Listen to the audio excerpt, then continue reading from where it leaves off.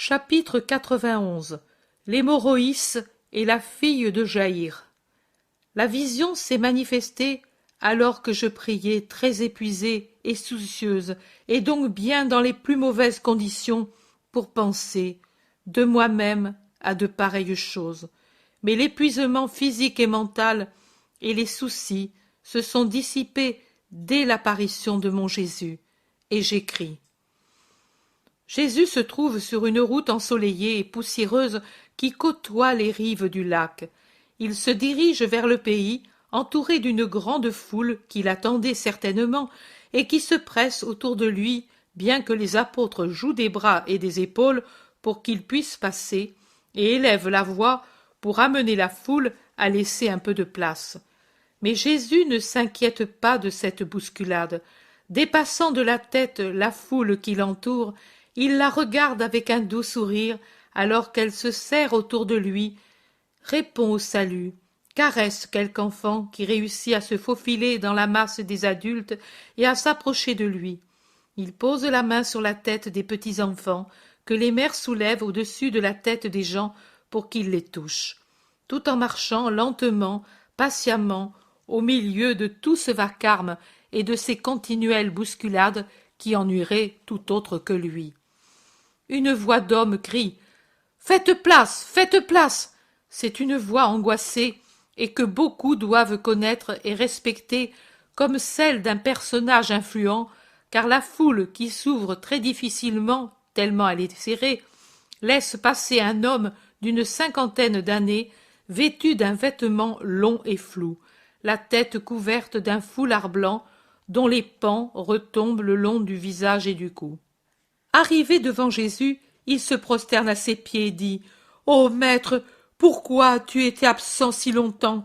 Ma fille était si malade, personne ne peut la guérir. Toi seul, tu es mon espoir et celui de sa mère. Viens, maître, je t'ai attendu avec une angoisse infinie. Viens, viens tout de suite.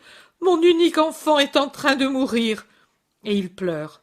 Jésus pose sa main sur la tête de l'homme en larmes, sur la tête courbée, et que secouent des sanglots, et il lui répond « Ne pleure pas, aie foi, ta fillette vivra.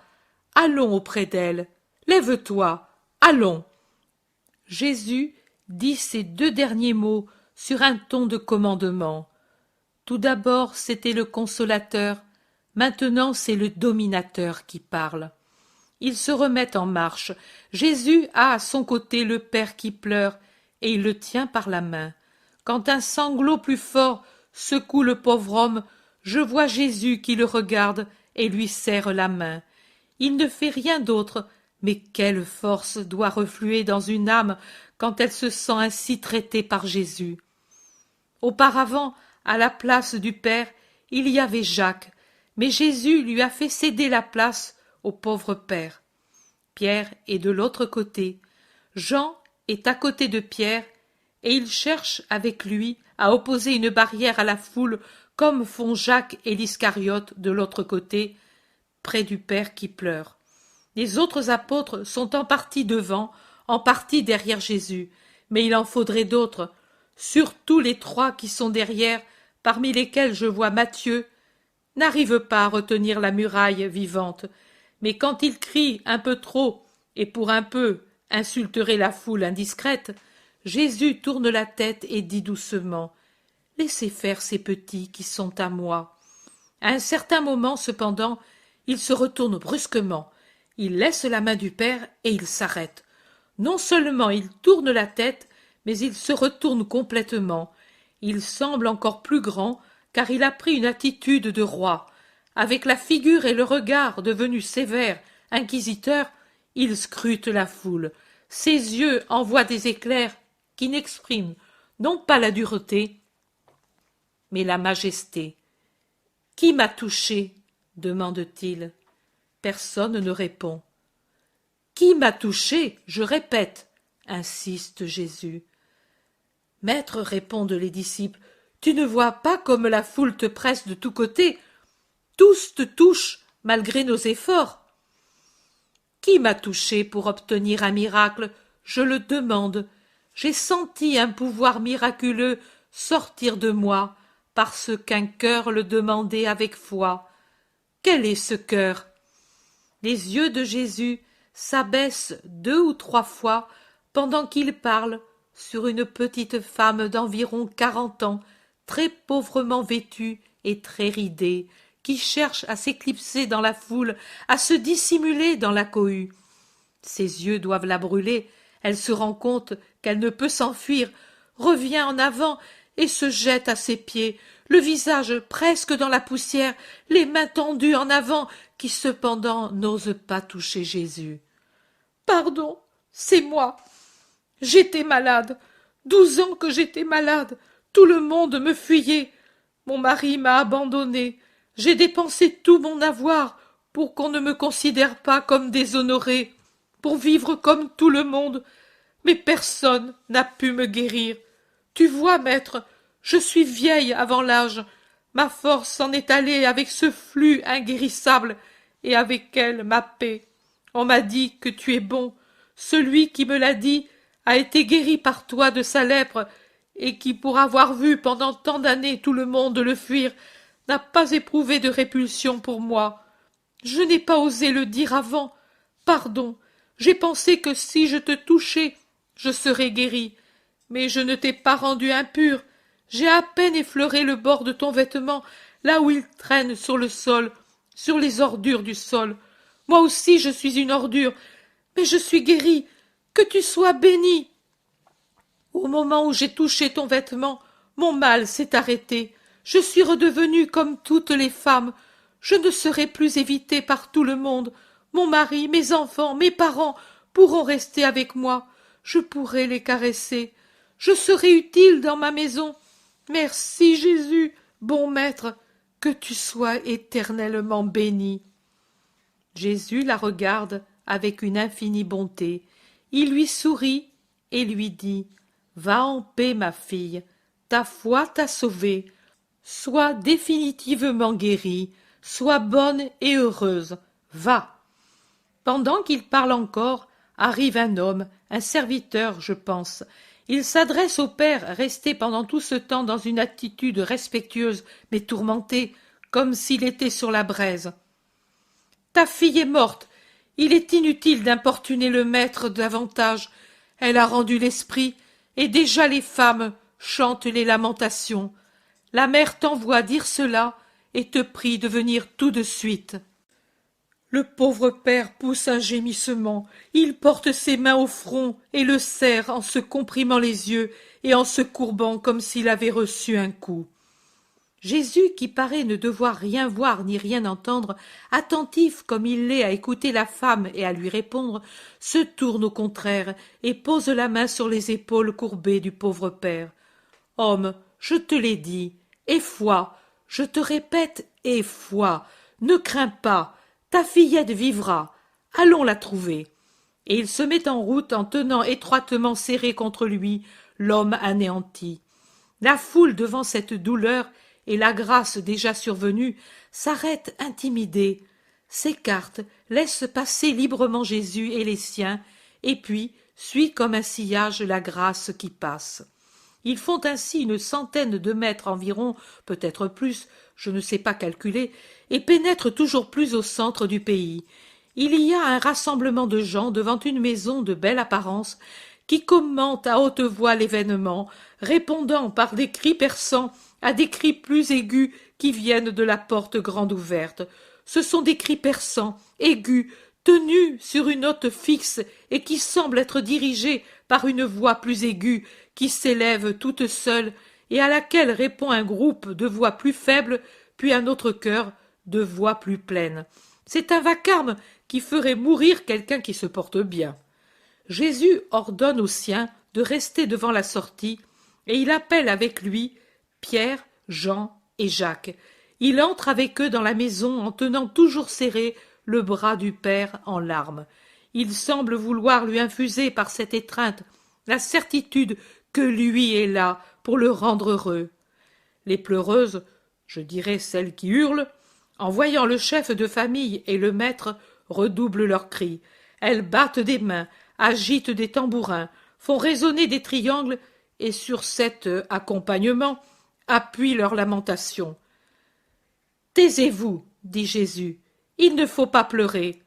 La fillette n'est pas morte, elle dort. » Les femmes poussent des cris plus forts et certaines se roulent par terre, se griffent, s'arrachent les cheveux, ou plutôt font semblant pour montrer qu'elle est bien morte. Les musiciens et les amis secouent la tête devant l'illusion de Jésus. Ils croient bien qu'il s'illusionne, mais lui répète un « taisez-vous » tellement énergique que le vacarme, s'il ne cesse pas complètement, devient un bourdonnement et il avance. Il entre dans une petite chambre. Sur le lit est étendue une fillette morte, maigre, pâle, elle gît, déjà revêtue, et ses cheveux bruns sont coiffés avec soin. La mère, à droite, pleure près du petit lit et baise la petite main cireuse de la morte. Jésus, comme il est beau en ce moment, comme je l'ai vu peu de fois. Jésus s'approche avec empressement. Il semble glisser sur le sol en volant, tant il se hâte vers ce petit lit. Les trois apôtres restent contre la porte qu'ils ferment au nez des curieux. Le Père s'arrête au pied du lit. Jésus va à la gauche du lit, il tend la main gauche et prend avec elle la petite main de la morte qui s'abandonne. J'ai bien vu, c'est la main gauche de Jésus et la main gauche de la petite. Il lève le bras droit, en portant sa main ouverte à la hauteur de ses épaules, et puis la baisse, comme quelqu'un qui jure ou commande. Il dit « Fillette, je te le dis, lève-toi !» Un instant où tous, sauf Jésus et la morte, restent en suspens. Les apôtres allongent le cou pour mieux voir. Le père et la mère regardent leur enfant, les yeux mornes. Un instant, puis un soupir soulève la poitrine de la petite morte. Une légère couleur monte au visage de cire et en fait disparaître la teinte livide de la mort. Un sourire se dessine sur les lèvres pâles avant encore que s'ouvrent les yeux, comme si la fillette faisait un beau rêve. Jésus tient toujours la main dans sa main. La fillette ouvre doucement les yeux. Elle regarde tout autour d'elle comme si elle venait de s'éveiller. Elle voit d'abord le visage de Jésus qui la fixe de ses yeux magnifiques et qui lui sourit avec une bonté qui l'encourage, et elle lui sourit. « Lève-toi » répète Jésus, et écartant avec sa main les préparatifs funèbres répandus sur le lit et à côté, fleurs, voiles, etc., il l'aide à descendre, à lui faire ses premiers pas, en la tenant toujours par la main. « Donnez-lui à manger maintenant, » commande-t-il. « Elle est guérie. Dieu vous l'a rendue. Remerciez-le, et ne parlez à personne de ce qui est arrivé. Vous savez ce qui lui était arrivé. Vous avez cru, et vous avez mérité le miracle. Les autres n'ont pas eu foi. Il est inutile de chercher à les persuader. À ceux qui nient le miracle, Dieu ne se manifeste pas. Et toi, fillette, sois bonne. Adieu. Paix à cette maison. » Et il sort en refermant la porte derrière lui. La vision cesse. Je vous dirai que les deux détails qui m'ont particulièrement réjoui ont été ceux où Jésus cherche dans la foule qui l'a touché, et surtout quand, debout près de la petite morte, il lui prend la main et lui ordonne de se lever. La paix, la sécurité sont entrées en moi. Il n'est pas possible que quelqu'un qui a pitié comme lui et qui est puissant puisse n'avoir pas pitié de nous et ne pas vaincre le mal qui nous fait mourir. Jésus, pour le moment, ne fait pas de commentaires. Comme il ne dit rien sur d'autres choses, il me voit presque morte et il ne juge pas opportun que je sois mieux ce soir. Qu'il soit fait comme lui le veut. Je suis déjà suffisamment heureuse de posséder en moi sa vision. Chapitre 92. Jésus et Marthe à Capharnaüm. En sueur et couvert de poussière, Jésus, avec Pierre et Jean, rentre dans la maison de Capharnaüm. Il a à peine mis le pied dans le jardin, se dirigeant vers la cuisine, que le maître de maison l'appelle familièrement en lui disant « Jésus, elle est revenue, cette dame dont je t'ai parlé à Bethsaïda. Elle est revenue te chercher. Je lui ai dit de t'attendre, et je l'ai conduite là-haut, dans la chambre du haut. » « Merci, Thomas, j'y vais tout de suite. S'il vient d'autres personnes, fais-les attendre ici. » Jésus monte lestement l'escalier sans même enlever son manteau. Sur la terrasse où l'escalier aboutit se trouve immobile Marcelle, la servante de Marthe. « Oh, notre maître, ma maîtresse est là, à l'intérieur. Elle t'attend depuis tant de jours, » dit la femme en s'agenouillant pour vénérer Jésus. « Je m'y attendais. Je vais tout de suite la trouver.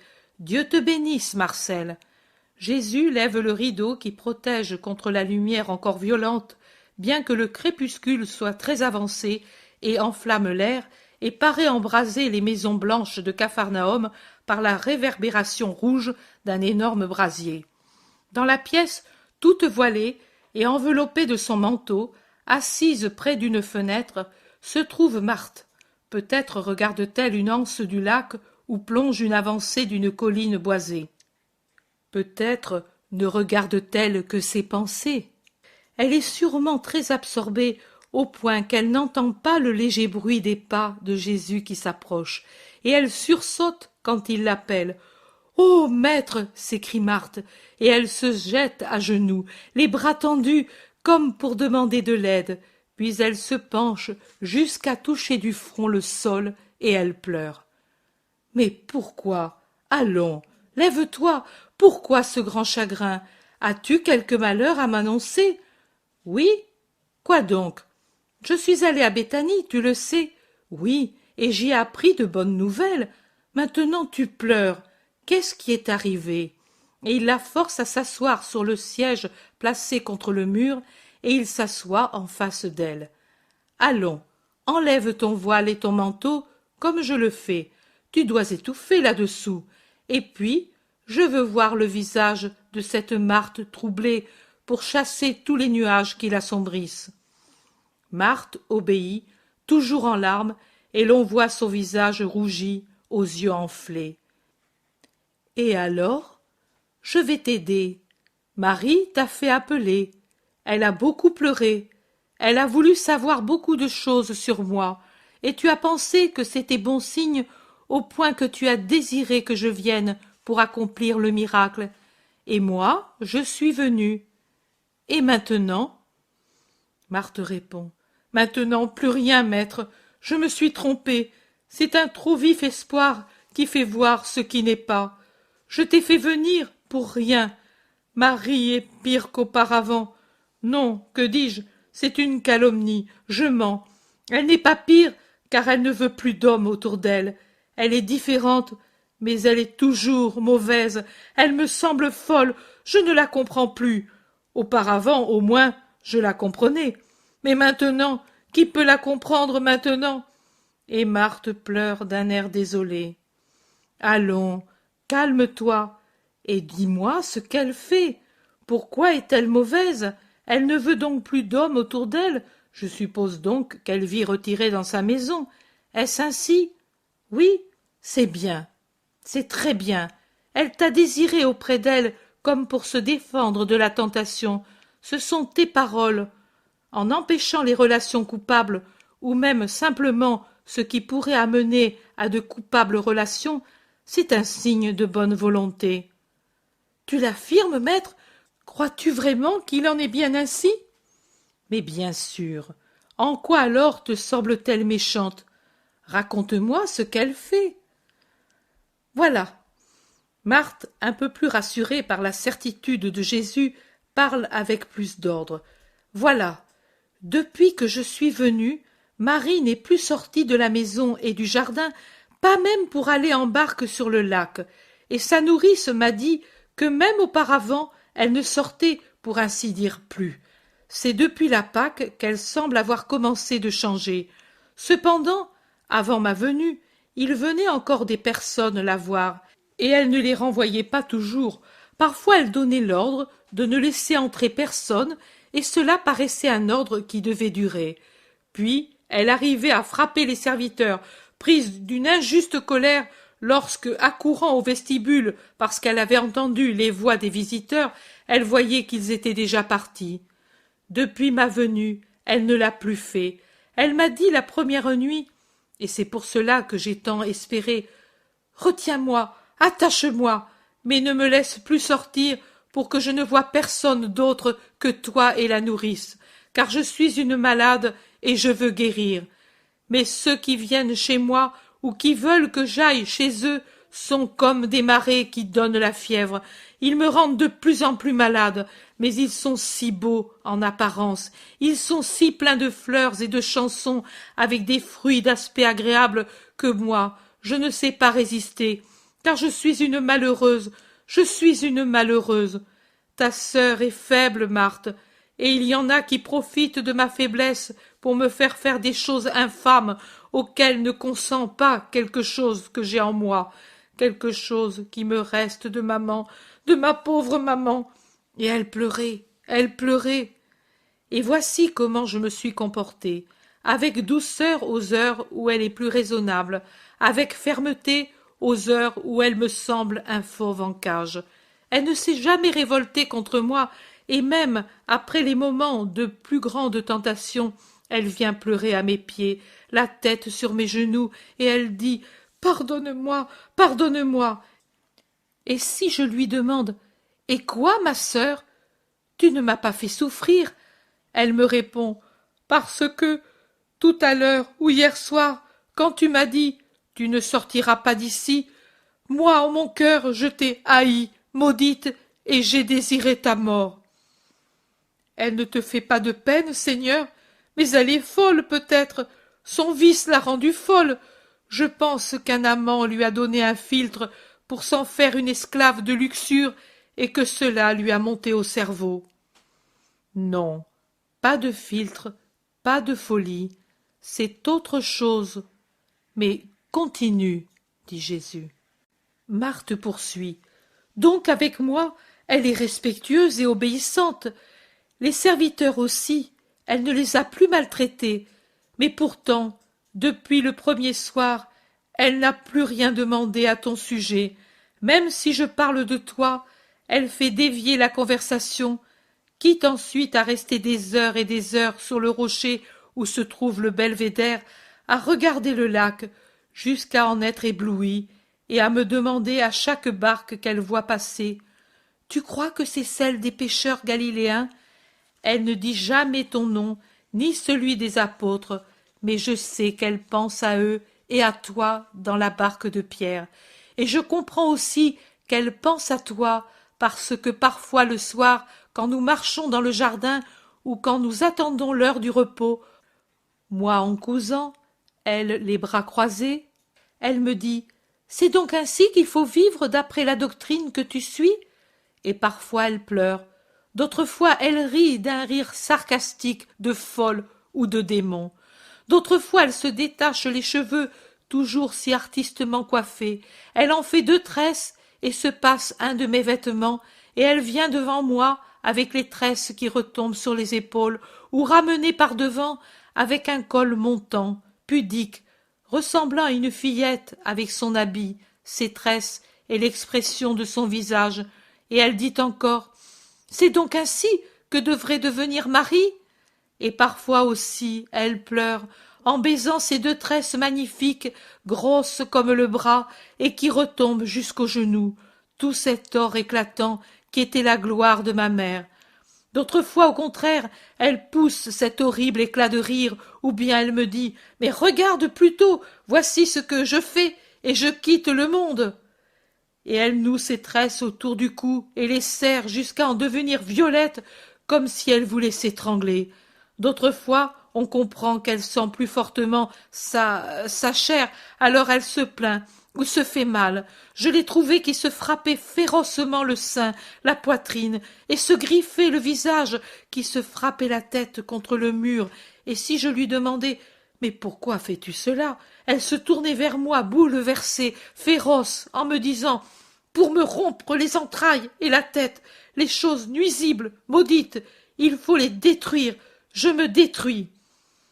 Marthe dit, et si je parle de la miséricorde divine, de toi, en effet, je parle de toi quand même comme si elle était la plus fidèle de tes disciples, et je te jure que parfois j'ai du dégoût à parler ainsi devant elle. Elle me répond, pour moi, il ne peut y avoir de miséricorde. J'ai dépassé les bornes. Et alors elle est prise par une furie de désespoir. Elle crie en se frappant jusqu'au sang. Mais pourquoi pour moi ce monstre qui me déchire, qui ne me donne pas la paix, qui me porte au mal avec une voix ensorcelante? Et puis viennent s'y unir les voix qui me maudissent, celles du père, de maman, les vôtres, parce que toi aussi et Lazare, vous me maudissez, et Israël me maudit, et ces voix me font devenir folle. Moi alors, quand elle parle ainsi, je réponds, pourquoi penses-tu à Israël? Ce n'est qu'un peuple, au lieu de penser à Dieu. Mais puisque tu n'as pas pensé avant à tout piétiner, pense maintenant à passer par-dessus tout et à te soucier d'autre chose que le monde, c'est-à-dire de Dieu, de ton père, de ta mère. Et eux ne te maudissent pas si tu changes de vie, mais ils t'ouvrent leurs bras. Et elle m'écoute pensive, étonnée, comme si je lui racontais une fable irréelle, et puis elle pleure, mais elle ne répond pas. Parfois, au contraire, elle commande aux serviteurs des vins et des drogues, et elle boit et mange tous ces produits, et elle explique. C'est pour ne pas penser. Maintenant, depuis qu'elle sait que tu es sur le lac, elle me dit toutes les fois qu'elle s'aperçoit que je viens vers toi. Un jour ou l'autre, je viendrai moi aussi. Et riant de ce rire, qui est une insulte pour elle-même, elle dit pour finir. Ainsi au moins, l'œil de Dieu tombera aussi sur le fumier. Mais je ne veux pas qu'elle vienne, et maintenant j'attends pour venir que, lassée par la colère, le vin, les larmes, partout, elle s'endorme épuisée. Aujourd'hui encore je suis partie ainsi, de façon à revenir de nuit, avant qu'elle ne se réveille. Voilà ma vie, et maintenant je n'espère plus. Et ces pleurs, que n'arrête plus la pensée de tout rapporter avec ordre, redoublent plus fortement qu'avant. Te souviens-tu, Marthe, de ce que je t'ai dit une fois? Marie est une malade. Tu ne voulais pas le croire. Maintenant, tu le vois. Tu dis qu'elle est folle. Elle-même se dit qu'elle est malade de fièvre qui la pousse au péché. Moi, je dis, elle souffre d'une possession démoniaque. C'est toujours une maladie. Ses incohérences, ses furies, ses pleurs, ses désolations, ses élans vers moi, ce sont les phases de son mal qui, arrivé au moment de la guérison, connaît les crises les plus violentes. Tu fais bien d'être bonne avec elle, tu fais bien d'être patiente, tu fais bien de parler de moi. N'éprouve pas de dégoût à dire mon nom en sa présence. Pauvre âme de ma Marie, et pourtant elle est sortie des mains du Créateur, pas différente des autres, de la tienne, de celle de Lazare, de celle des apôtres et des disciples. Elle aussi je la compte, et je la vois parmi les âmes pour lesquelles je me suis fait chair, afin d'être rédempteur. C'est même pour elle, plus que pour toi, pour Lazare, les apôtres et les disciples, que je suis venu. Pauvre, chère âme qui souffre, de ma Marie empoisonnée par 7 poisons, en plus du poison originel et universel, de ma Marie prisonnière.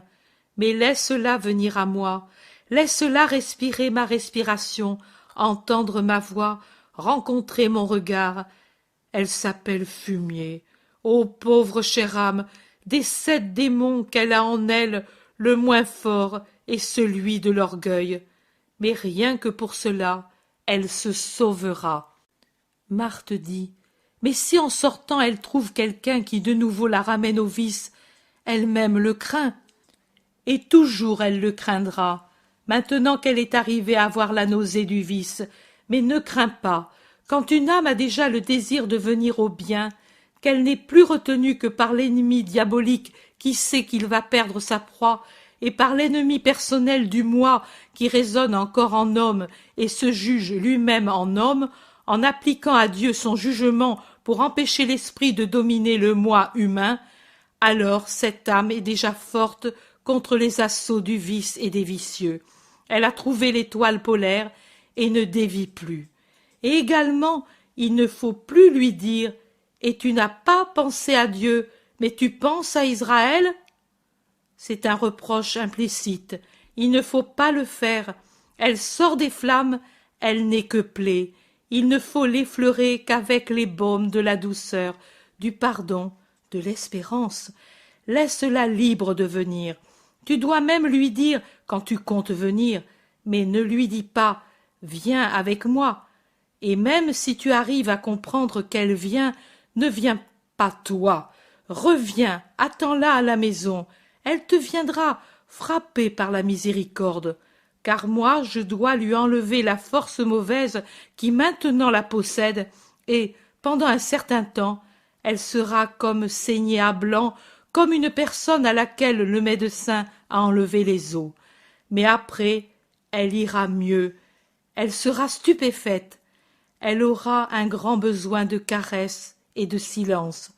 Assiste-la comme si tu étais pour elle un second ange gardien, sans te faire entendre. Et si tu la vois pleurer, laisse-la pleurer. Et si tu l'entends se poser des questions, laisse-la faire. Et si tu la vois sourire, puis s'assombrir, et puis sourire avec un sourire qui n'est plus le même, avec un regard changé, avec un visage changé, ne lui pose pas de questions, ne la mets pas en tutelle. Elle souffre plus maintenant pour remonter que quand elle est descendue, et elle doit agir par elle-même, comme par elle-même elle a agi lorsqu'elle est descendue. Elle n'a pas alors supporté vos regards quand vous la voyiez descendre, parce que dans vos yeux il y avait un reproche. Mais maintenant, elle ne peut, dans sa honte finalement réveillée, supporter votre regard.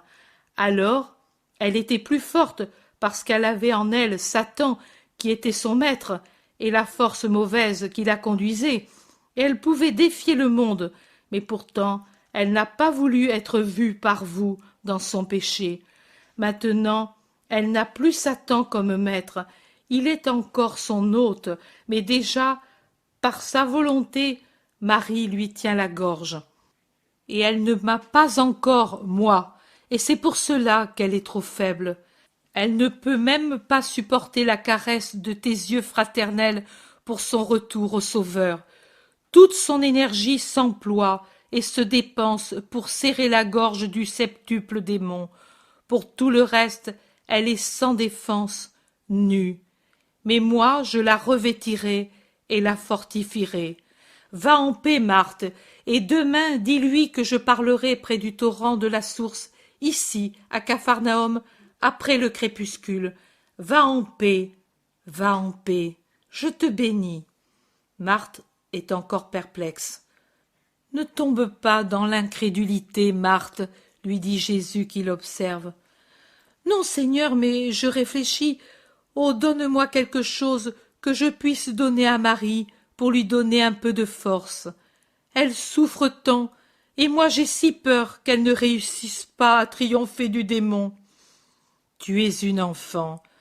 Marie nous a, toi et moi. Peux-tu ne pas réussir? Pourtant, viens et tiens. Donne-moi cette main qui n'a jamais péché, qui a su être douce, miséricordieuse, active, pieuse. Elle a toujours fait des gestes d'amour et de prière. Elle n'est jamais devenue paresseuse. Elle ne s'est jamais corrompue. Voilà, je la tiens dans les miennes pour la rendre plus sainte encore. Lève-la contre le démon, et lui ne la supportera pas. Et prends cette ceinture qui m'appartient. Ne t'en sépare jamais, et à chaque fois que tu la verras, dis-toi à toi-même, plus forte que cette ceinture de Jésus et la puissance de Jésus, et avec elle on vient à bout de tout, démons et monstres. Je ne dois pas craindre. Es-tu contente, maintenant? Ma paix soit avec toi. Va tranquille. Marthe le vénère et sort. Jésus sourit en la voyant reprendre sa place dans le char que Marcel a fait venir à la porte pour aller à Magdala. Chapitre 93. Guérison des 2 aveugles et du muet possédé. Après cela, Jésus descend à la cuisine et, voyant que Jean va se rendre à la fontaine, au lieu de rester dans la cuisine chaude et enfumée, il préfère aller avec Jean, laissant Pierre aux prises avec des poissons que viennent d'apporter les garçons de Zébédée pour le souper du Maître et des apôtres. Ils ne vont pas à la source qui est à l'extrémité du pays, mais à la fontaine de la place, et où certainement l'eau arrive encore de cette source belle et abondante qui jaillit sur la pente de la colline près du lac. Sur la place, c'est la foule habituelle des pays de Palestine le soir, les femmes avec leurs enfants, les enfants qui jouent, et les hommes qui s'entretiennent d'affaires ou des potins du pays. Passent aussi, entourés de serviteurs ou de clients, les pharisiens qui regagnent leur riche maison. Tout le monde s'écarte, avec respect, pour les laisser passer, quitte ensuite, à peine sont-ils passés, à les maudire de tout cœur en racontant leurs dernières injustices et leurs usures. Matthieu, dans un coin de la place, parle à ses anciens amis, ce qui fait dire avec mépris à haute voix aux pharisiens huris « Les fameuses conversions ! L'attache au péché demeure, et cela se voit par les amitiés qui durent. Ha ha !» À quoi Matthieu se retourne vivement pour répondre « Elles durent pour les convertir. » Ce n'est pas nécessaire. Ton maître suffit. Toi, reste loin d'eux, pour que la maladie ne revienne pas, en admettant que tu sois réellement guéri. Matthieu devient rouge dans l'effort qu'il fait pour ne pas leur dire leurs 4 vérités, mais il se borne à répondre « Ne crains et n'espère rien. » Quoi ? Ne crains pas que je redevienne Lévi le publicain, et n'espère pas que je t'imite pour perdre ces âmes. Les séparations et les mépris, je les laisse à toi et à tes amis. Moi, j'imite mon maître et je fréquente les pécheurs pour les amener à la grâce. Uri voudrait répliquer, mais survient l'autre pharisien, le vieil Élie, et il dit « Ne souille pas ta pureté et ne contamine pas ta bouche, mon ami. Viens avec moi. » Et il prend Uri par le bras et l'amène vers sa maison. Pendant ce temps, la foule, où il y a surtout des enfants, s'est resserrée autour de Jésus. Parmi les enfants, il y a Jeanne et Tobie, la sœur et le frère, qui, il y a déjà longtemps, se disputaient pour des figues, et ils disent à Jésus, en touchant de leurs petites mains la taille élevée de Jésus pour attirer son attention, « Écoute, écoute, aujourd'hui aussi, nous avons été bons, sais-tu, nous n'avons jamais pleuré, nous ne nous sommes jamais taquinés par amour pour toi. Nous donnes-tu un baiser ?» Vous avez donc été bons, et par amour pour moi, quelle joie vous me donnez. Voici mon baiser, et demain, soyez meilleurs encore.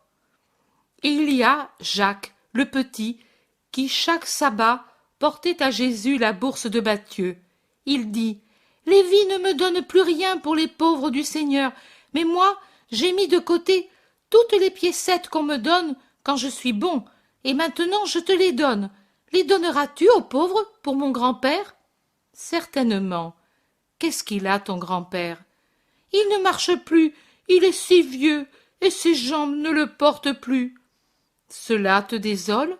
Oui, parce qu'il était mon maître quand on allait à travers la campagne.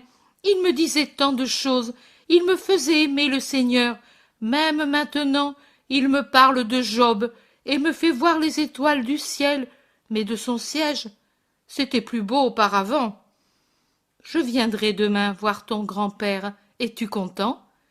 Et Jacques est remplacé par Benjamin. Pas celui de Magdala, le Benjamin de Capharnaüm, celui d'une lointaine vision. Arrivé sur la place en même temps que sa mère, et ayant vu Jésus, il quitte la main maternelle et se jette avec un cri qui paraît un gazouillis d'hirondelles au milieu de la petite foule remuante, et, arrivé devant Jésus, il lui enlace les genoux en disant « À moi aussi, une caresse !»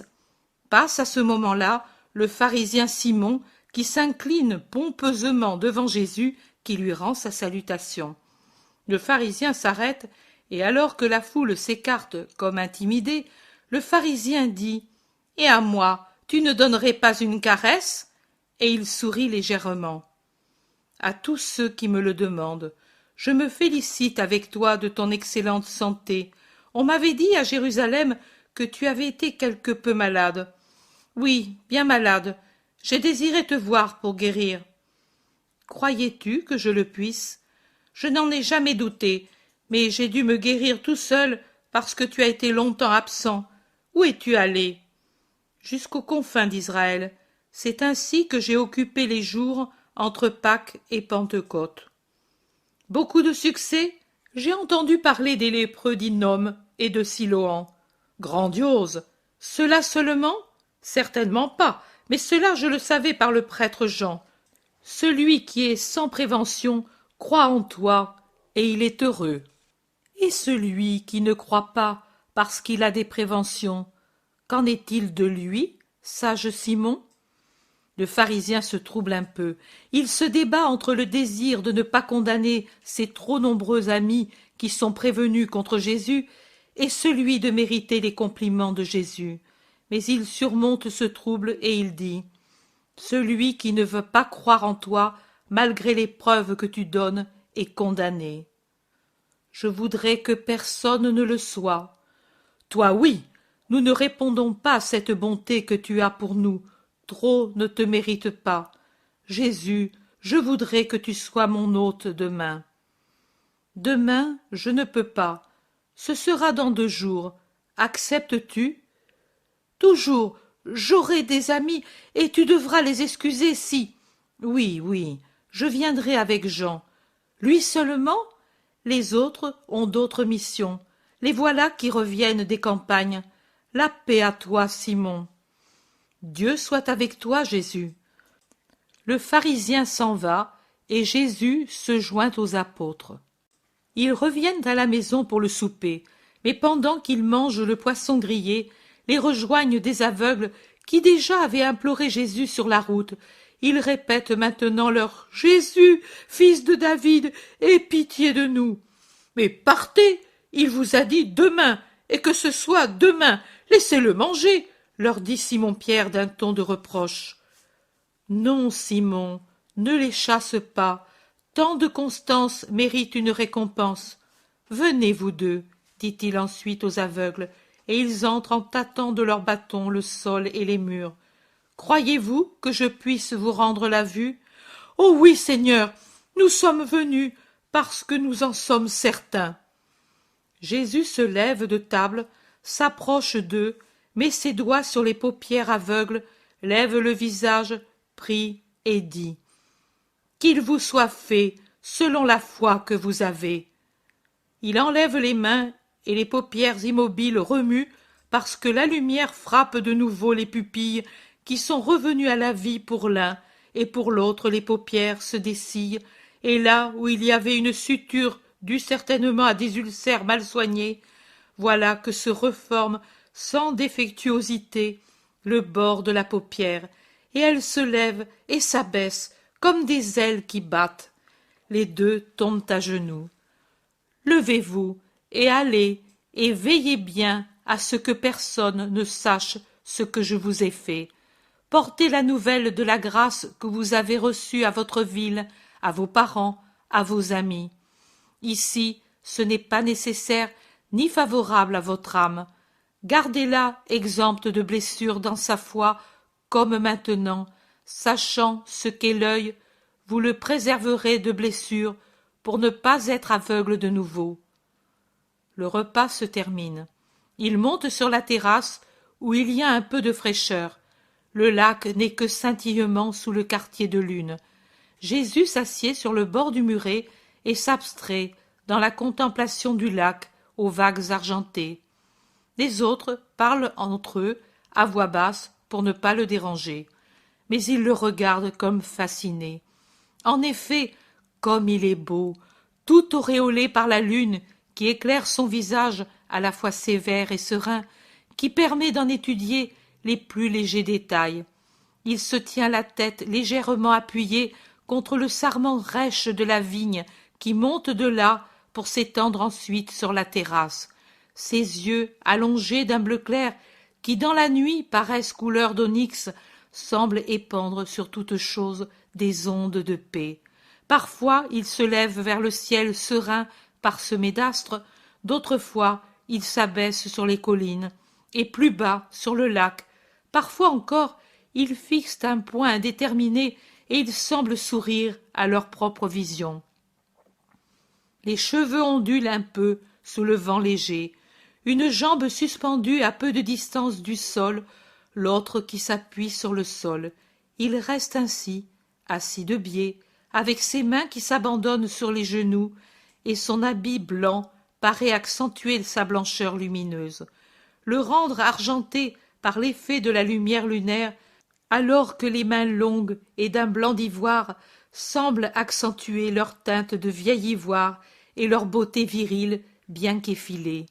Le visage aussi, avec son front haut, le nez rectiligne, l'ovale agréable des joues que prolonge la barbe blonde légèrement cuivrée, semble sous cette lumière lunaire prendre la teinte du vieil ivoire en perdant la nuance rosée que pendant le jour on remarque en haut des joues. Pierre demande: « Tu es fatigué, maître ?» ?»« Non. Tu me sembles pâle et pensif. » Je réfléchissais, mais je ne crois pas être plus pâle que d'habitude. Venez ici. La lumière de la lune vous rend tous pâles, vous aussi. Demain vous irez à Korosaïn. Peut-être vous trouverez des disciples. Parlez-leur, et veillez à être ici demain au crépuscule. Je prêcherai près du torrent. Quelle belle chose! Nous le dirons à ceux de Korosaïn. Aujourd'hui, au retour, nous avons rencontré Marthe et Marcel. Elles sont venues ici? Demande André. Oui. À Magdala, on parlait beaucoup de Marie, qui ne sort plus, qui ne donne plus de fête. Nous nous sommes reposés chez la femme de l'autre fois. Benjamin m'a dit que quand il veut faire le méchant, il pense à toi et...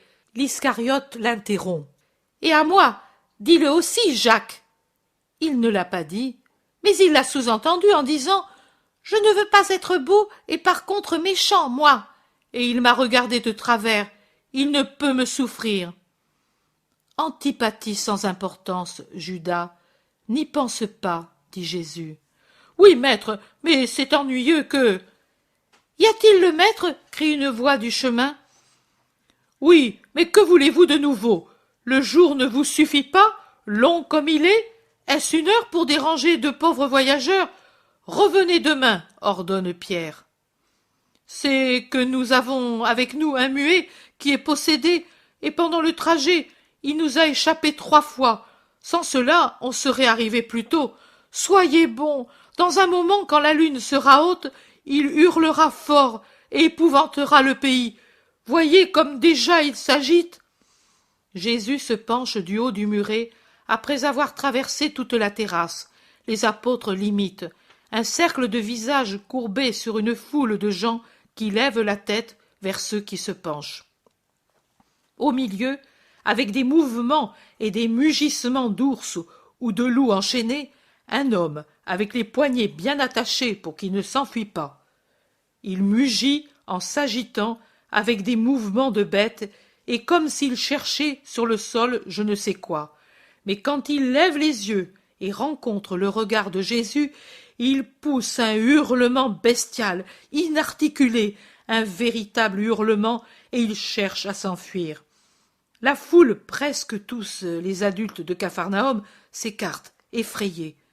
« Viens, par charité, cela le reprend comme auparavant. » Je viens tout de suite, et Jésus descend rapidement et va en face du malheureux qui est plus agité que jamais. « Sors de lui, je le veux !» Le hurlement s'évanouit en une seule parole. « Paix !» Oui, la paix, et la paix maintenant que tu es délivré. La foule crie, émerveillée, en voyant le brusque passage de la fureur à la tranquillité, de la possession à la délivrance, du mutisme à la parole. Comment avez-vous su que j'étais ici? À Nazareth, on nous a dit « Il est à Capharnaüm ». À Capharnaüm, cela nous a été confirmé par 2 hommes qui avait eu les yeux guéris par toi dans cette maison. C'est vrai, à nous aussi ils l'ont dit, crient plusieurs, et ils commentent. Jamais on n'a vu pareille chose en Israël. S'il n'avait pas eu l'aide de Belzébuth, il ne l'aurait pas fait, ricanent les pharisiens de Capharnaüm, parmi lesquels ne se trouve pas Simon. Aide ou pas aide, je suis guéri, et les aveugles aussi. Vous ne pouvez le faire malgré vos grandes prières, réplique le muet possédé qui a été guéri, et il baise le vêtement de Jésus qui ne répond pas aux pharisiens et se borne à congédier la foule avec son « La paix soit avec vous ». Il retient le miraculé et ceux qui l'accompagnent en leur offrant un abri dans la chambre du haut pour se reposer jusqu'à l'aube. Chapitre 94. Parabole de la brebis perdue. Jésus parle à la foule. Monté sur le bord planté d'arbres d'un torrent, il parle à une foule nombreuse répandue dans un champ dont le blé est coupé et qui présente l'aspect désolant des chaumes brûlés par le soleil. C'est le soir, le crépuscule descend, mais déjà la lune monte, une belle et claire soirée d'un début d'été. Des troupeaux rentrent au bercail et le tintement des sonnailles se mêle au chant perçant des grillons ou des cigales. Un grand cri, cri, cri. Jésus prend la comparaison des troupeaux qui passent. Il dit « Votre Père est comme un berger attentif. Que fait le bon pasteur? Il cherche de bons pâturages pour ses brebis, où il n'y a pas de ciguë ni de plantes dangereuses, mais des trèfles agréables, des herbes aromatiques et des chicorées amères mais bonnes pour la santé. Il cherche une place où se trouve en même temps que la nourriture, de la fraîcheur, un ruisseau aux eaux limpides, des arbres qui donnent de l'ombre, où il n'y a pas d'aspic au milieu de la verdure. Il ne se soucie pas de trouver des pâturages plus gras, parce qu'il sait qu'ils cachent facilement des serpents aux aguets et des herbes nuisibles, mais il donne la préférence aux pâturages de montagne où la rosée rend l'herbe pure et fraîche, mais que le soleil débarrasse des reptiles, là où l'on trouve un bon air que remue le vent et qui n'est pas lourd et malsain comme celui de la plaine. Le bon pasteur observe une par une ses brebis. Il les soigne si elles sont malades, les panse si elles sont blessées. À celles qui se rendraient malades par gloutonnerie, il élève la voix. À celles qui prendraient du mal à rester dans un endroit trop humide ou trop au soleil, il dit d'aller dans un autre endroit. Si une est dégoûtée, il lui cherche des herbes acidulées et aromatiques, capables de réveiller son appétit, et les lui présente de sa main, en lui parlant comme à une personne amie. C'est ainsi que se comporte le bon Père qui est aux cieux avec ses fils qui errent sur la terre.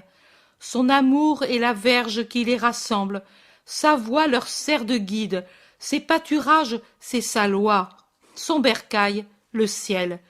Mais voilà qu'une brebis le quitte. Combien il l'aimait! Elle était jeune, pure, candide comme une nuée, légère dans un ciel d'avril. Le berger la regardait avec tant d'amour, en pensant à tout le bien qu'il pouvait lui faire, et à tout l'amour qu'il pourrait en recevoir, et elle l'abandonne. Le long du chemin qui borde le pâturage, un tentateur est passé. Il ne porte pas une casaque austère, mais un habit aux 1000 couleurs. Il ne porte pas la ceinture de peau avec la hache et le couteau suspendus, mais une ceinture d'or d'où pendent des sonnettes au son argentin, mélodieux comme la voix du rossignol, et des ampoules d'essence dénivrante. Il n'a pas le bourdon avec lequel le bon pasteur rassemble et défend les brebis, et si le bourdon ne suffit pas, il est prêt à les défendre avec sa hache ou son couteau, et même au péril de sa vie. Mais ce tentateur qui passe a dans les mains un encensoir tout brillant de pierres précieuses, d'où s'élève une fumée qui est à la fois puanteur et parfum, qui étourdit comme éblouissent les facettes des bijoux. Oh, combien faux! Il va en chantant et laisse tomber des poignées d'un sel qui brille sur le chemin obscur. 99 brebis le regardent sans bouger. La centième, la plus jeune et la plus chère, fait un bond et disparaît derrière le tentateur. Le berger l'appelle, mais elle ne revient pas. Elle va, plus rapide que le vent, rejoindre celui qui est passé, et, pour soutenir ses forces dans sa course, elle goûte ce sel qui pénètre au-dedans et la brûle d'un délire étrange qui la pousse à chercher les eaux noires et vertes dans l'obscurité des forêts. Et dans les forêts, à la suite du tentateur, elle s'enfonce, elle pénètre, monte et descend, et elle tombe. Une, deux, trois fois. Et une, deux, trois fois, elle sent autour de son cou l'embrassement visqueux des reptiles, et assoiffée, elle boit des eaux souillées, et affamée, elle mord des herbes qui brillent d'une bave dégoûtante. Que fait pendant ce temps le bon pasteur? Il enferme en lieu sûr les 99 brebis fidèles, et puis se met en route et ne s'arrête pas jusqu'à ce qu'il trouve des traces de la brebis perdue. Puisqu'elle ne revient pas à lui, qui confie au vent ses appels, il va vers elle. Il la voit de loin, enivrée et enlacée par les reptiles, tellement ivre qu'elle ne sent pas nostalgie du visage qu'il aime. Et elle se moque de lui. Et il la revoit, coupable d'être entrée comme une voleuse dans la demeure d'autrui, tellement coupable qu'elle n'ose plus le regarder. Et pourtant, le pasteur ne se lasse pas, et il va, il la cherche, la suit, la harcèle, il pleure sur les traces de l'égaré, lambeaux de toison, lambeaux d'âme, traces de sang, délits de toutes sortes, ordures, témoignages de sa luxure. Il va et la rejoint. Ah, je t'ai trouvé, mon aimé, je t'ai rejointe. Que de chemin j'ai fait pour toi, pour te ramener au bercail. Ne courbe pas ton front souillé. Ton péché est enseveli dans mon cœur. Personne, excepté moi qui t'aime, ne le connaîtra. Je te défendrai contre les critiques d'autrui. Je te couvrirai de ma personne pour te servir de bouclier contre les pierres des accusateurs. Viens, tu es blessé? Oh, montre-moi tes blessures, je les connais, mais je veux que tu me les montres avec la confiance que tu avais quand tu étais pur, et quand tu me regardais, moi, ton pasteur et ton Dieu, d'un œil innocent. Les voilà, elles ont toutes un nom. Oh, comme elles sont profondes! Qui te les a faites si profondes, ces blessures au fond du cœur? Le tentateur, je le sais, c'est lui qui n'a ni bourdon ni hache, mais qui blesse plus profondément avec sa morsure empoisonnée. Et après lui, ce sont les faux bijoux de son encensoir qui t'ont séduite par leur éclat, et qui étaient un soufre infernal qui se produisait à la lumière pour te brûler le cœur. Regarde combien de blessures, combien de toisons déchirées, combien de sang, combien de ronces. Ô pauvre petite âme illusionnée! Mais dis-moi, si je te pardonne, tu m'aimeras encore? Mais dis-moi, si je te tends les bras, tu t'y jetteras? Mais dis-moi, as-tu soif d'un amour bon? Et alors viens, et reviens à la vie, reviens dans les pâturages saints. Tu pleures? Tes larmes mêlées aux miennes lavent les traces de ton péché. Et moi, pour te nourrir, puisque tu es épuisé par le mal qui t'a brûlé, je m'ouvre la poitrine, je m'ouvre les veines, et je te dis, nourris-toi, mais vis. Viens que je te prenne dans mes bras, nous irons plus rapidement au pâturage sain et sûr. Tu oublieras tout de cette heure de désespoir, et tes 99 sœurs, les bonnes, jubileront pour ton retour. Je te le dis, ma brebis perdue, que j'ai cherchée en venant de si loin, que j'ai retrouvée, que j'ai sauvée. Qu'on fait une plus grande fête parmi les bons pour une brebis perdue qui revient que pour les 99 justes qui ne se sont pas éloignés du bercail. Jésus ne s'est jamais retourné pour regarder vers le chemin qui se trouve derrière lui et par lequel est arrivée, dans la pénombre du soir, Marie de Magdala, encore très élégante, mais habillée du moins et couverte d'un voile foncé qui cache ses traits et ses formes. Mais quand Jésus arrive à ces paroles, « Je t'ai trouvé, mon aimé », Marie passe la main sous son voile et pleure doucement et sans arrêt. Les gens ne la voient pas, car elle est au-delà du talus qui borde le chemin. Il n'y a pour la voir que la lune désormais haute et l'esprit de Jésus. Qui me dit, le commentaire est dans la vision, mais je t'en parlerai encore. Maintenant, repose-toi, car c'est l'heure. Je te bénis, Maria fidèle. Chapitre 95. Après avoir rappelé la loi, j'ai fait chanter l'espérance du pardon. Jésus dit, depuis janvier, depuis le moment où je t'ai fait voir le souper dans la maison de Simon le lépreux, toi et celui qui te guide, vous avez désiré connaître davantage Marie de Magdala et les paroles que je lui avais adressées.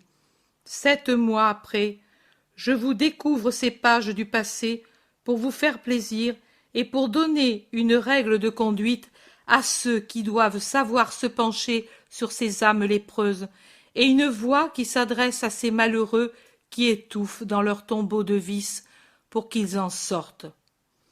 Dieu est bon, avec tout le monde, il est bon, il ne se sert pas des mesures humaines, il ne fait pas de différence entre péché et péché mortel. Le péché, quel qu'il soit, l'afflige, le repentir le rend joyeux et prêt à pardonner.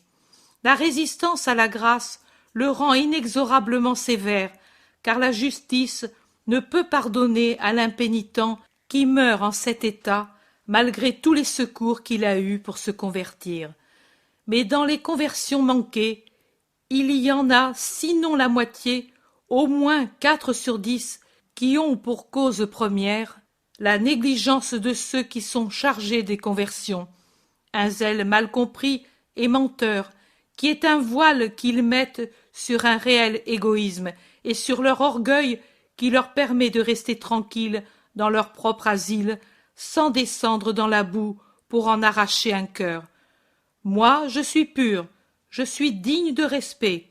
Je ne vais pas là où il y a la pourriture et où on peut me manquer de respect. Mais celui qui parle ainsi n'a pas lu l'Évangile, où il est dit que le Fils de Dieu alla convertir les publicains et les prostituées, pas seulement les honnêtes gens de l'ancienne loi. Mais ne pense-t-il pas, celui-là, que l'orgueil est une impureté de l'esprit, que le manque de charité est une impureté du cœur? Tu seras vilipendé? Moi, je l'ai été avant toi, et plus que toi, et j'étais le Fils de Dieu. Tu devras mettre ton vêtement au contact de l'impureté? Et moi, ne l'ai-je pas touché de mes mains cette impureté pour qu'elle se redresse et que je lui dise « Marche sur ce nouveau chemin » ? Ne vous souvenez-vous pas de ce que j'ai dit à vos premiers prédécesseurs? Dans n'importe quelle cité ou village où vous entrerez, renseignez-vous s'il y a quelqu'un qui le mérite, et demeurez près de lui. Cela pour que le monde ne jase pas. Le monde est trop disposé à voir le mal en toutes choses. Mais j'ai ajouté, en entrant ensuite dans les maisons, j'ai dit maison au pluriel, et non pas maison au singulier. Saluez en disant paix à cette maison. Si la maison en est digne, la paix viendra sur elle. Si elle ne l'est pas, la paix reviendra vers vous. Cela pour vous enseigner que jusqu'à la preuve certaine de l'impénitence, vous devez avoir pour tous le même cœur.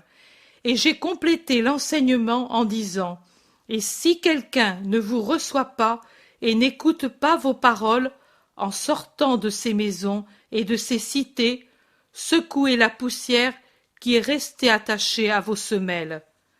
La fornication, sur les bons que la bonté aimée avec constance transforme pour ainsi dire en un bloc poli de cristal, n'est que de la poussière, une poussière qu'il suffit de secouer ou de souffler sur elle pour qu'elle s'envole sans laisser de blessure. Soyez vraiment bon, un seul bloc, avec la bonté éternelle au centre, et aucune corruption ne pourra monter pour vous souiller au-dessus des semelles qui s'appuient sur le sol.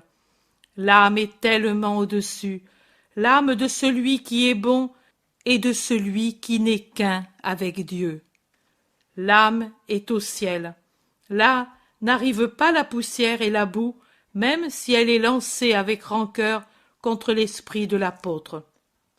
Elle peut atteindre la chair, vous blesser matériellement et moralement, en vous persécutant, parce que le mal est le bien, ou en vous offensant. Et qu'est-ce que cela fait? N'ai-je pas été offensé, moi? N'ai-je pas été blessé? Mais est-ce que ces coups et ces paroles obscènes ont fait impression sur mon esprit? L'ont-ils troublé? Non.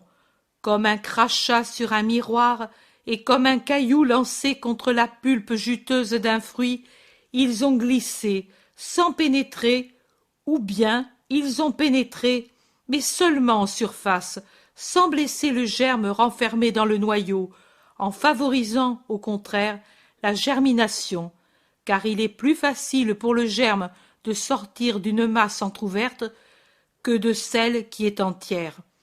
C'est en mourant que le grain germe et que l'apôtre devient fécond, en mourant matériellement parfois, en mourant presque journellement au sens métaphorique, parce que le moi humain n'en est que brisé. Et ce n'est pas la mort, c'est la vie, c'est le triomphe de l'esprit sur ce qui n'est qu'humain. Elle est venue à moi par un caprice d'oisive qui ne sait comment occuper ses heures de loisir, à ses oreilles assourdies par les adulations mensongères de ceux qui l'a bercée par des hymnes à la sensualité pour l'avoir comme esclave, à ses oreilles a résonné la voix limpide et sévère de la vérité qui n'a pas peur qu'on la méprise et qu'on la méconnaisse et qui parle en regardant Dieu. Et comme un carillon un jour de fête, toutes les voix se sont fondues dans la parole. Les voix, habituées à résonner dans les cieux, dans le libre azur de l'air, en se propageant par les vallées et les collines, les plaines et les lacs, pour rappeler les gloires du Seigneur et ses festivités. Ne vous rappelez-vous pas le carillon de fête qui, en temps de paix, rendait si gai le jour dédié au Seigneur, la grosse cloche donnée avec son battant, le premier son au nom de la loi divine. Elle disait « Je parle au nom de Dieu, juge et roi », mais ensuite les plus petites arpégées « Qui est bon, miséricordieux et patient », jusqu'à ce que la cloche la plus argentine dise d'une voix angélique « Sa charité pousse au pardon et à la compassion pour vous enseigner que le pardon est plus utile que la rancœur et la compassion que l'inexorabilité.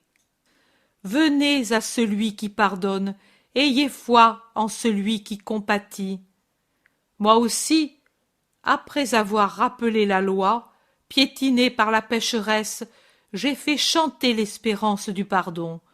Comme une bande soyeuse de vert et d'azur, je l'ai secouée parmi les teintes noires pour y mettre ces paroles réconfortantes.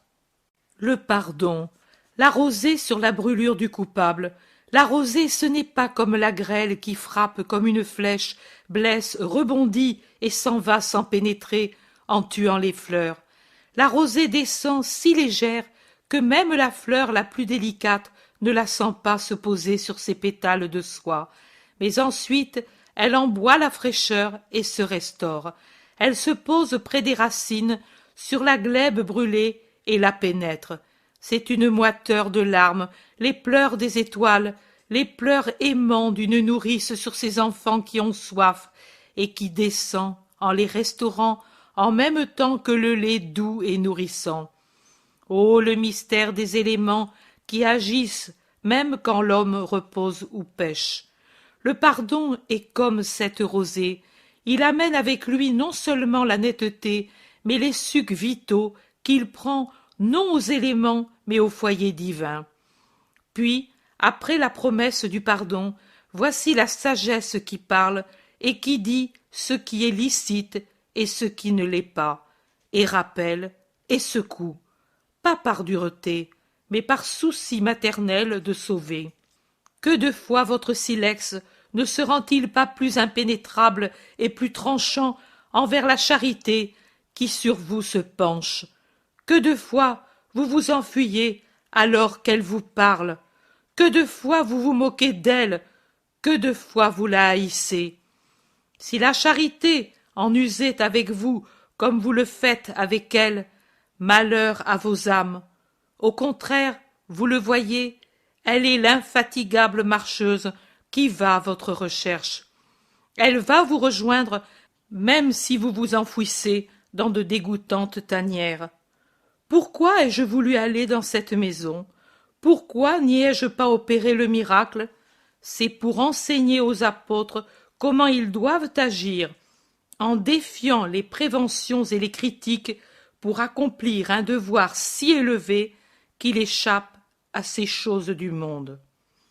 Pourquoi ai-je dit à Judas ces paroles?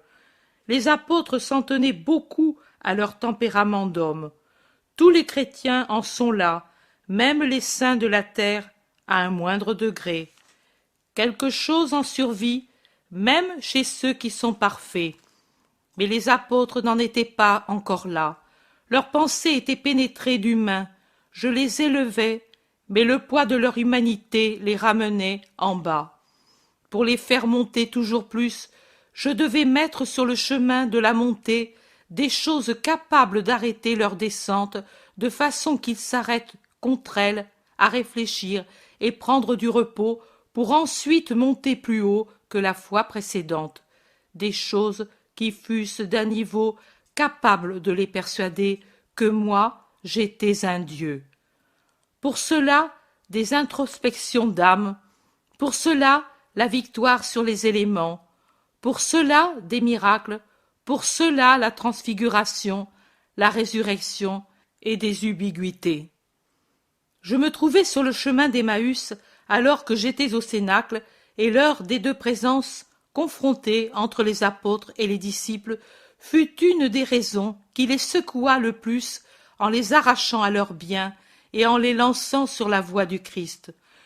Plus que pour Judas, membre qui couvait déjà en lui la mort, je parlais pour les 11 autres.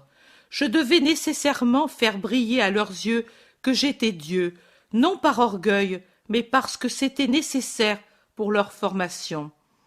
J'étais Dieu et Maître, ces mots indiquaient qui j'étais. Je me suis révélé par une puissance qui dépassait l'humain, et j'enseignais une perfection de ne pas avoir des conversations mauvaises, même en notre intérieur. Parce que Dieu voit, et Dieu doit voir un intérieur pur pour pouvoir y descendre et y faire sa demeure. Pourquoi n'ai-je pas opéré le miracle en cette maison? Pour faire comprendre à tous que la présence de Dieu exige une ambiance pure, par respect pour la grandeur de sa majesté, pour parler sans remuer les lèvres, mais avec une parole plus pénétrante à l'esprit de la pécheresse, et lui dire « Le vois-tu, malheureuse, tu es tellement souillée que tout autour de toi en est souillé, tellement souillé que Dieu ne peut y agir. Toi, tu es plus souillé que celui-ci, parce que tu renouvelles la faute d'Ève et que tu offres le fruit aux Adam en les tentant et en les enlevant à leur devoir. Toi, ministre de Satan.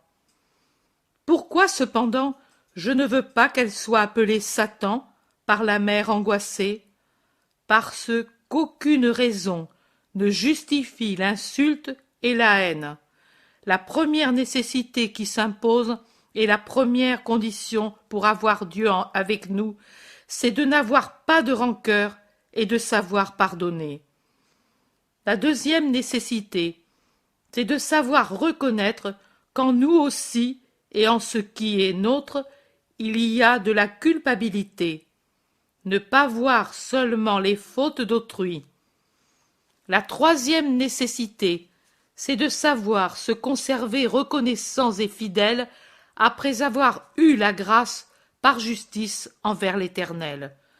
Malheureux ceux qui, après avoir obtenu la grâce, sont pires que des chiens et ne se souviennent pas de leur bienfaiteur alors que le chien s'en souvient. Je n'ai pas dit une parole à Marie-Madeleine. Comme si elle avait été une statue, je l'ai regardée un instant, et puis je l'ai laissée. Je suis revenu au vivant que je voulais sauver. Elle, matière morte comme et davantage qu'une statue de marbre, je l'ai enveloppée d'une négligence apparente. Mais je n'ai pas dit une parole, ni fait un acte qui n'eût pas pour principal but sa pauvre âme que je voulais racheter. Et ma dernière parole, moi je n'insulte pas, prie pour les pécheurs, rien d'autre. Comme une guirlande de fleurs que l'on forme, elle est allée se souder à la première que j'avais dite sur la montagne. Le pardon est plus utile que la rancœur, et la compassion plus que l'inexorabilité. Et elles l'ont enfermée, la pauvre malheureuse, dans un cercle velouté, frais, parfumé de bonté, en lui faisant sentir combien l'amoureux service de Dieu est différent de l'esclavage féroce de Satan, combien est suave le parfum céleste en comparaison de la puanteur de la faute, et combien il est reposant d'être aimé saintement plutôt que d'être possédé sataniquement. Voyez comme le Seigneur est modéré dans ses volontés. Il n'exige pas des conversions foudroyantes. Il ne prétend pas à l'absolu d'un cœur. Il sait attendre, il sait se contenter. Et pendant qu'il attend que celle qui est perdue retrouve le chemin, que la folle retrouve la raison, il se contente de ce que peut lui donner la mère bouleversée. Je lui demande seulement « Peux-tu pardonner ?» Combien d'autres choses j'aurais eu à lui demander pour la rendre digne du miracle si j'avais jugé comme les hommes, mais je mesure divinement vos forces. Pour cette pauvre mère bouleversée, c'était déjà beaucoup d'arriver à pardonner, et je ne lui demande que cela à cette heure. Après, lui ayant rendu son fils, je lui dis « Sois sainte, et rends sainte ta maison. » Mais pendant qu'elle est bouleversée, je ne lui demande que le pardon pour la coupable. On ne doit pas tout exiger de celui qui peu avant était dans le néant des ténèbres. Cette mère serait ensuite venue à la lumière totale et, avec elle, l'épouse et les enfants. Sur le moment, à ses yeux aveuglés par les larmes, il fallait faire arriver le crépuscule de la lumière, le pardon, l'aube du jour de Dieu. De ceux qui étaient présents, je ne compte pas Judas, je parle des gens accueillis à cet endroit, pas de mes disciples, un seul ne serait pas venu à la lumière. Ces défaites accompagnent les victoires de l'apostolat. Il y a toujours quelqu'un pour qui l'apôtre se fatigue vainement, mais elles ne doivent pas, ces défaites, faire perdre courage. L'apôtre ne doit pas prétendre tout obtenir.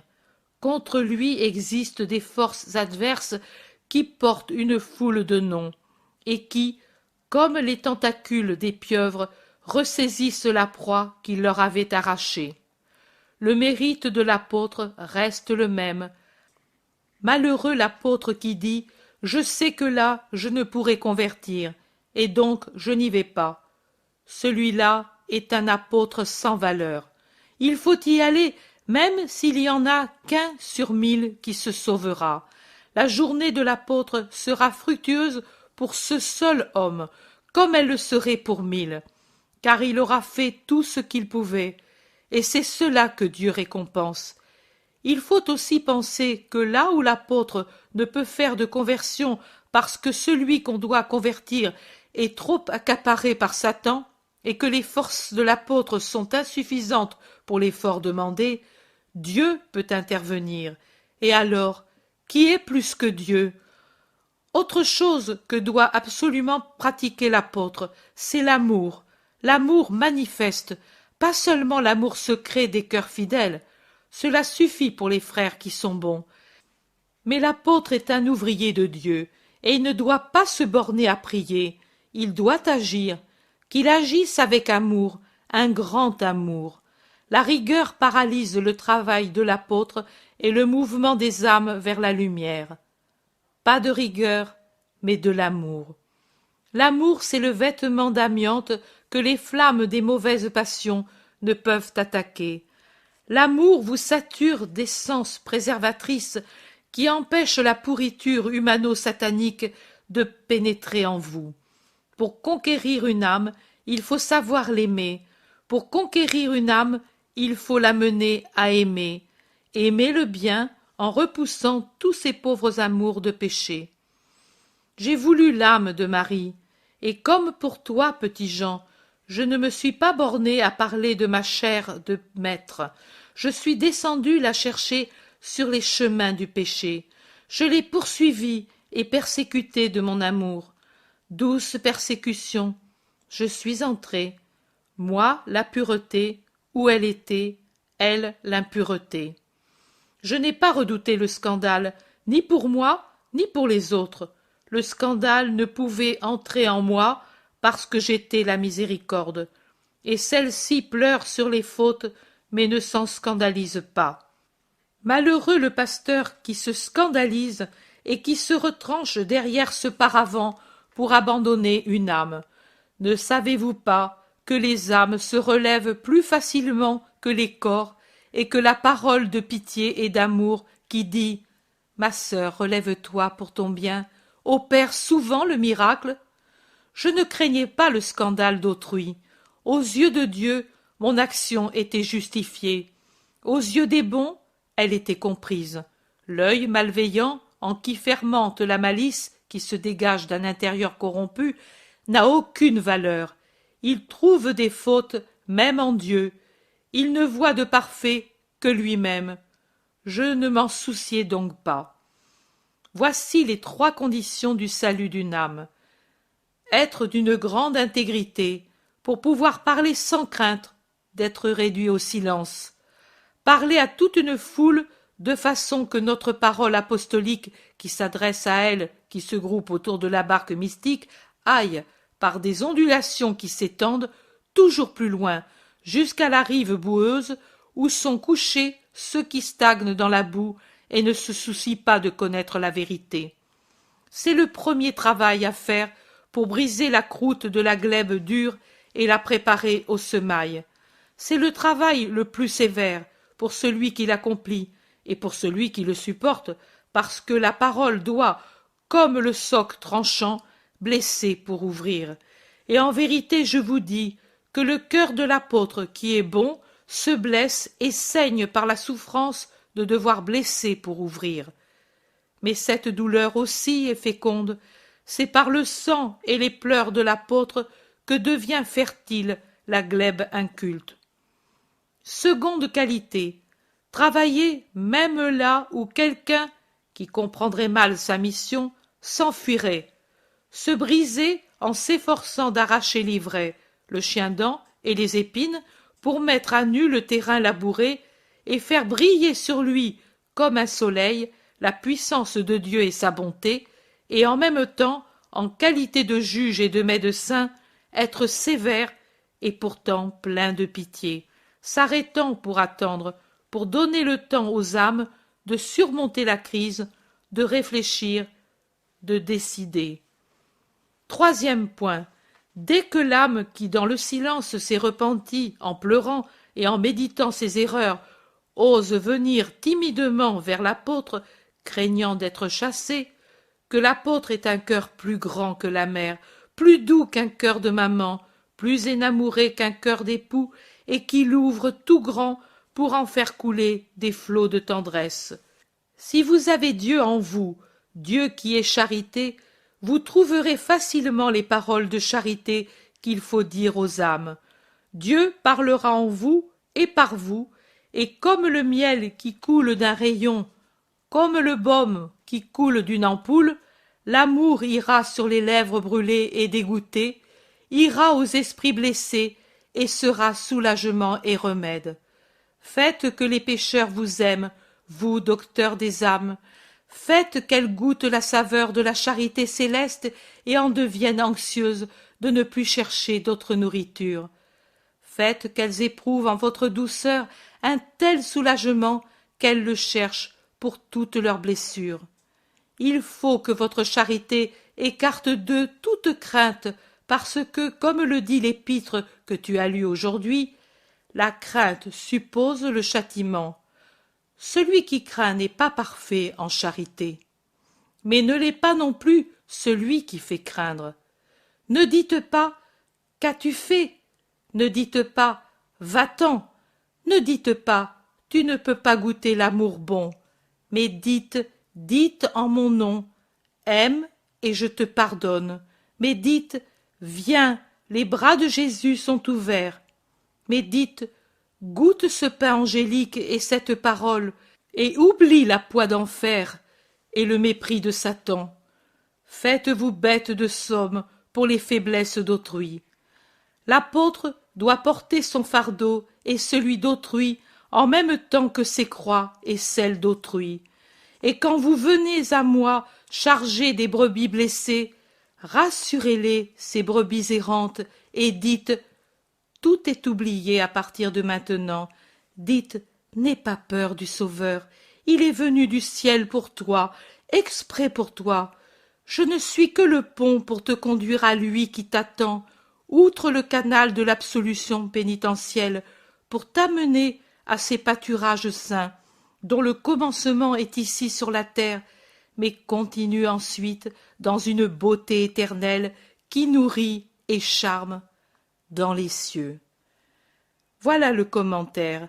Il vous concerne peu, vous, brebis fidèles au bon pasteur. Mais pour toi, petite épouse, il sera un accroissement de confiance. Pour le Père, il sera encore plus de lumière dans sa lumière de juge. Pour beaucoup, il sera non pas l'aiguillon qui pousse au bien, mais il sera la rosée dont j'ai parlé, qui pénètre et nourrit, et qui fait se redresser les fleurs flétries. Levez la tête, le ciel est là-haut. Va en paix, Maria. Le Seigneur est